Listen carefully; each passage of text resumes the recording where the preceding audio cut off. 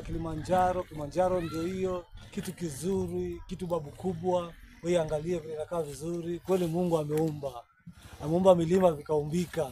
Si wanadamu tu, bali pia mpaka milima. Angalia vile imetanda hiyo nganga ya huko, angalia mawingu, angalia kote kote, angalia kwenye juu ya mlima huko. Hebu angalia, tazama mawingu yenyewe inakaaje? Si inakaa vizuri? Inapendeza baba. Hebu angalia hiyo, tazama vizuri huko. Angalia ujukuu wake, angalia tena hapo chini ukiangalia, hizo ni milima mbili za Kilimanjaro. Mawezi na hiyo nyingine. Milima mbili. Kwa hiyo tufurahie maumbile ya Mungu. Unashiki kule jua?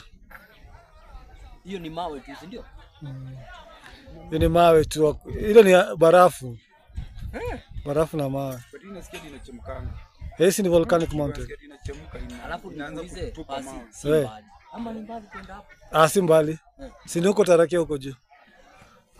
Lakini unasonga mbele.